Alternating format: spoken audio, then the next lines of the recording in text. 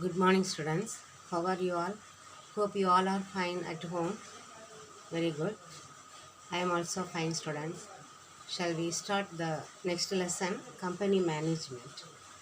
In Companies Act, we have studied about that act and its the kinds of shares, then debentures, okay, and its usage. Everything we have studied.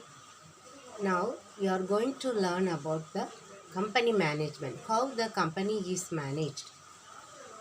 Okay. So we should know what is a company. Company is a artificial person, isn't it?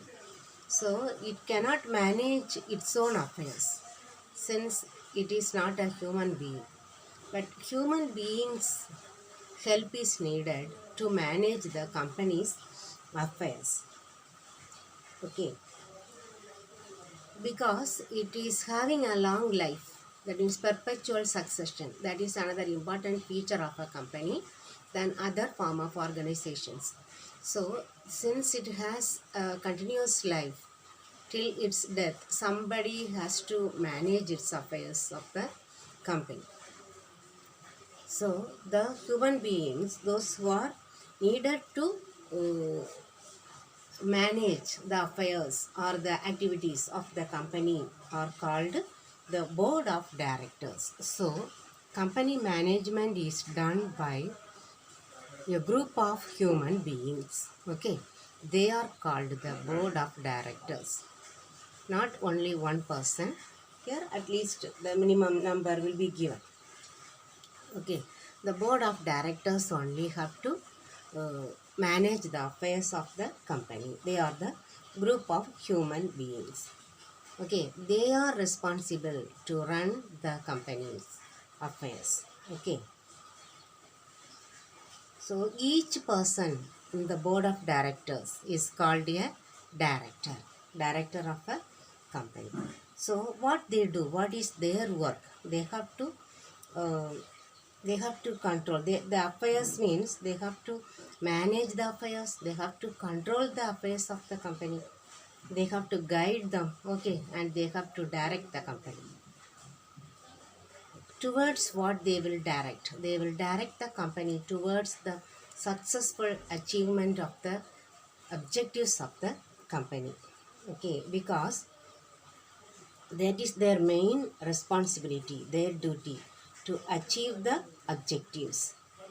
All the objectives will be prescribed in the memorandum of association. So what are the objectives prescribed in the memorandum of association must be achieved with the help of the directors. So they are the responsible person to achieve those objectives. Okay, now their appointment and their qualification, everything is stated in the Companies Act 2013, chapter 31.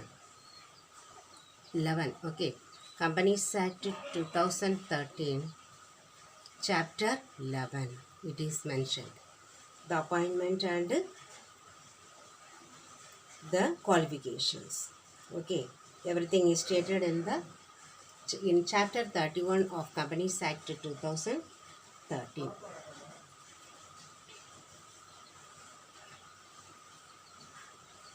And their duties, how the board of directors must work, and everything is, it will be stated in the articles of association also.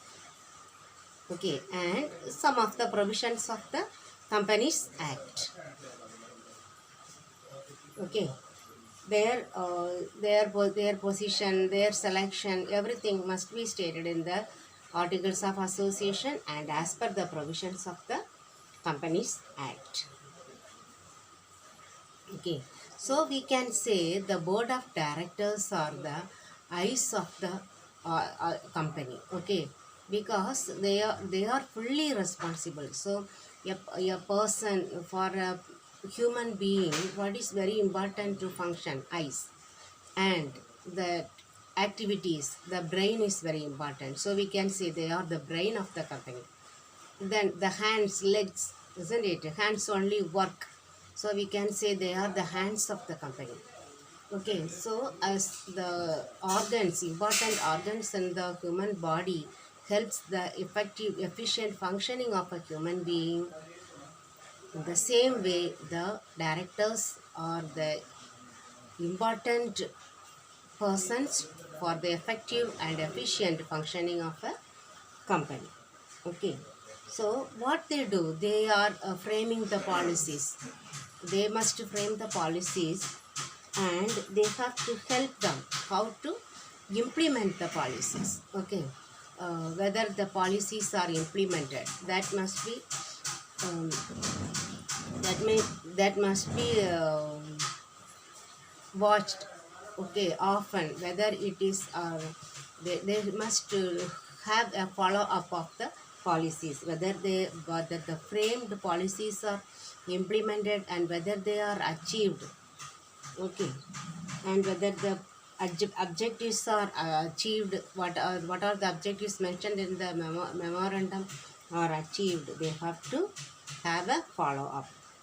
Okay, so now we will see the again we will see some of the meaning and definition of directors. Till now we have seen, isn't it, the meaning of the directors only, what they do. So in another way we can say the person who takes active interest in the well-being of the company. Active interest in the well-being of the company is called a director, and he is one of the member of the board of directors. Okay, so he is leading the company and he is helping or managing the functioning of a company, we can say. Okay, so from this meaning, a short one word meaning. Now the definition given by the Companies Act, section 234 of the Companies Act 2013. It is defining a company thus. Okay, a person who is appointed, a person who is appointed or elected. Either he may be appointed or he may be elected by the company. Okay, so that is the first sentence. A person who is appointed or elected member of a board of directors of a company. Okay, either the person, director, may be appointed or elected member of the board of directors of a company. Already we have studied the director is a member of the board of directors of the company. So that is the first sentence. A director is a person who is appointed or elected member of the board of directors of a company. The next part, and has the responsibility of determining and implementing policies. Okay, related to policies, what he has to do, he has to determine. First he has the responsibility to determine, that means the framing the policies and implementing the policies. Okay, implement means putting into force. Okay, or that means following, doing, performing the policies. Okay, framing the policy, so he has the responsibility in framing, determining the policies and implementing policies along with others in the board. Okay, not only a person only we have studied, he has to work along with other members of the board. That is the second part of the sentence. Okay, and he has the responsibility of determining and implementing policies along with others in the board. Okay, first sentence, the definition. It is not necessary to hold any shares in the company or be an employee. Next part, he does not need to hold any shares. Before this Companies Act, they must hold the qualification share. Okay, as per the Companies Act 2013, they do not need to hold any shares. So it is not necessary to hold any shares in the company or be an employee. He may not be an employee also. Then third part of the definition, directors act on the basis of resolution. How they act? Okay, they are acting as per the resolutions made in the board of directors meeting according to their powers. They are given some powers. Okay, how, by whom? By that is stated in the articles of association of the company. So that third part is how they must act.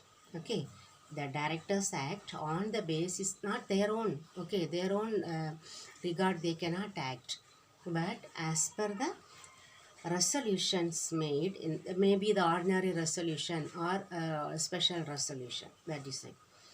Directors act on the basis of resolutions made in the board of directors meeting according to their powers stated in the articles of association of the company. I think you might be clear about this definition. Okay.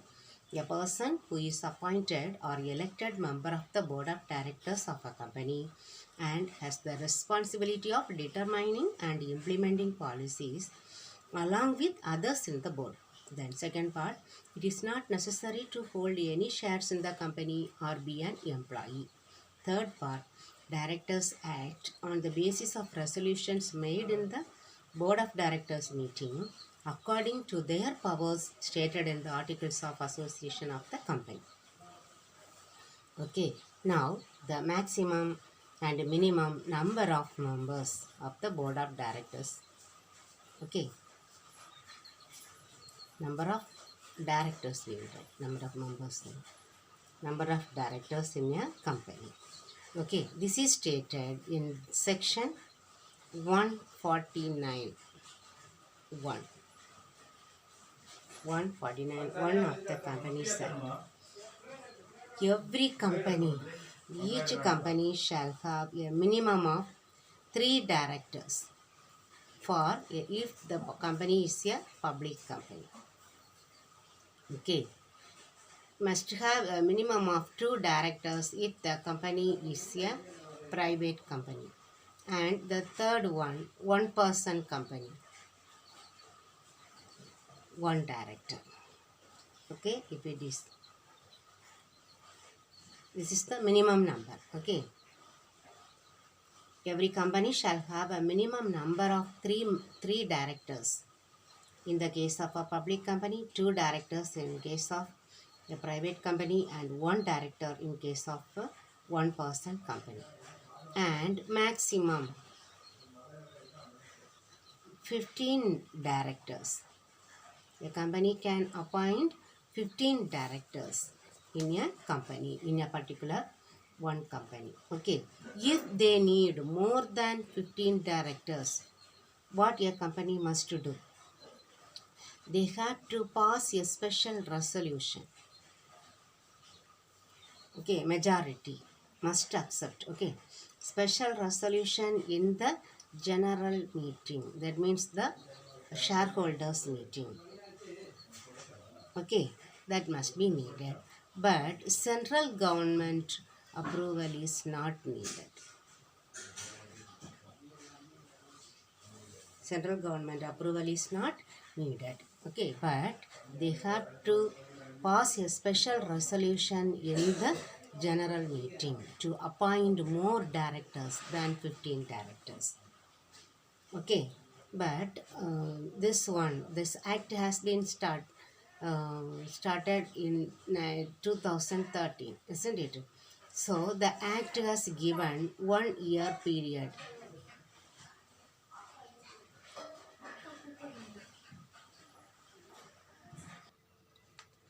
1 year period is given for every company to comply with this provision, okay, of this act. Because if they need, if there are more than 15 directors in a company, immediately within a year they have to pass a special resolution in the general meeting. They have to arrange for a general meeting and they have to pass a special resolution. Okay, so for that purpose they have given 1 year time period. Now we will see the next heading, the general duties of the directors. General duties, particular duties are given. The overall duties of a director. So they are. It is very essential, compulsory for all the directors of a company. Understand what they have to do. The main first general duty is to act in good faith. That is for any job that is needed, isn't it? We have to act in good faith. Faithful discharge of duties, we say, isn't it? So they have to act in good faith, all the directors.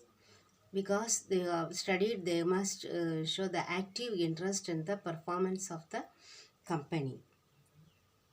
They have to act in the best interest of the company, and they may not work for their own interest, okay, for the interest of the company only, and they may not work for their interest, and in no purpose they have to create profit on their own. Okay, if there is any profit on their duties, that is belong to the company only. So they have to act in good faith. That is the first and foremost duty of a director. Then to act with utmost care.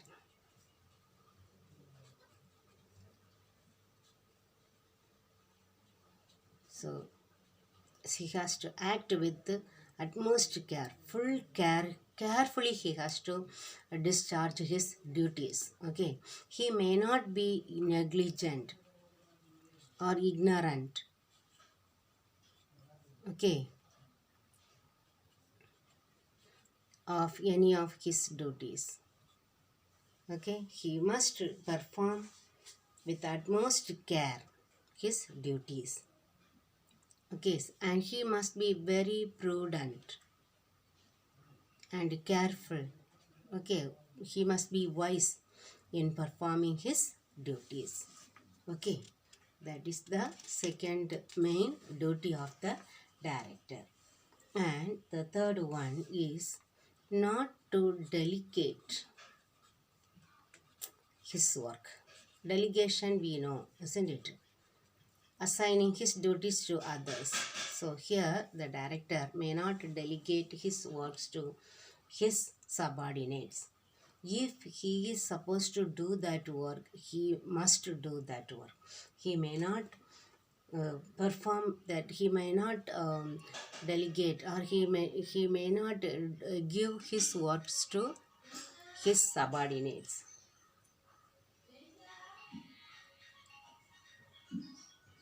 Okay, but there are some exemption. They can delegate their work to others if it is permitted in the Companies Act.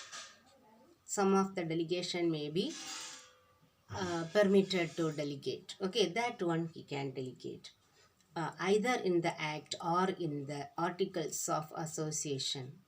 If any work can be delegated, then he can delegate his work to others. Or some duties may need the expertise knowledge.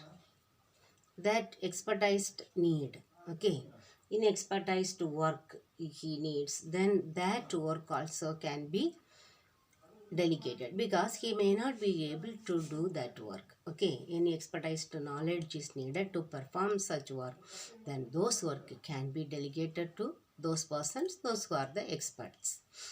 Okay, now we will learn the next heading, key managerial personnel of a company, KMP. In the previous lesson we have studied, isn't it? Key managerial personnel.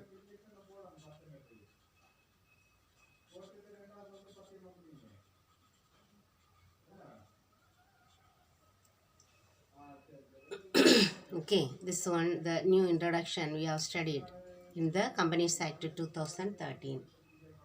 So key managerial personnel is one of the new concept that they have introduced in this 2013 Act. Okay. Here they have included some other directors. That means the chief executive officer, then chief financial officer, Okay, then the company secretary. Everybody will come, including in the key managerial personnel. Okay, here they have given one definition in section 2, subsection 51.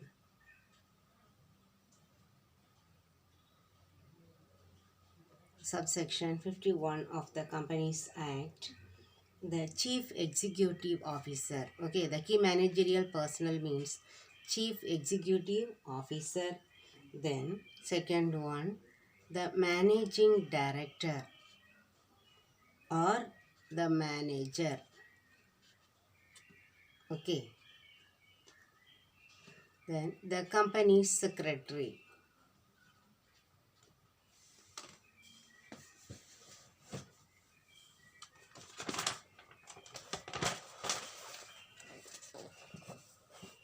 Then the whole time director.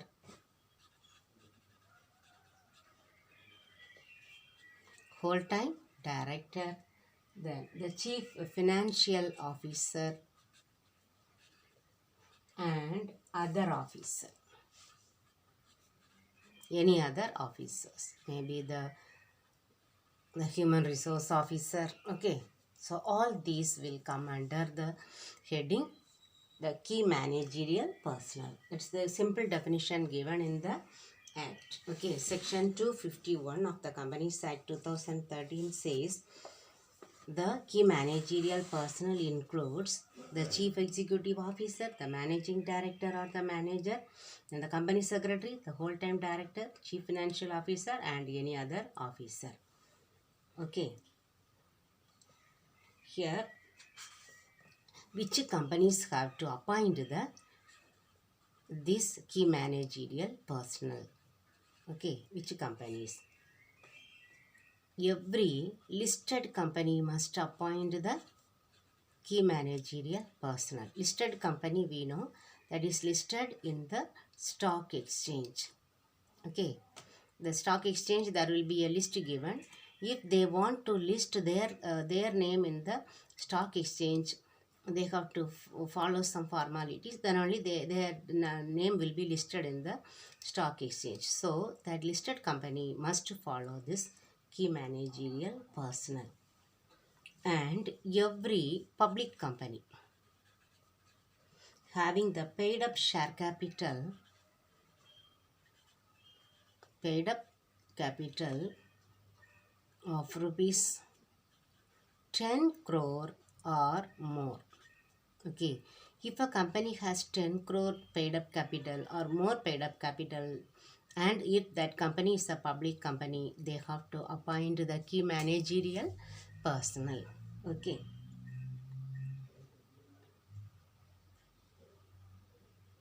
Again, we will learn the board of directors in detail.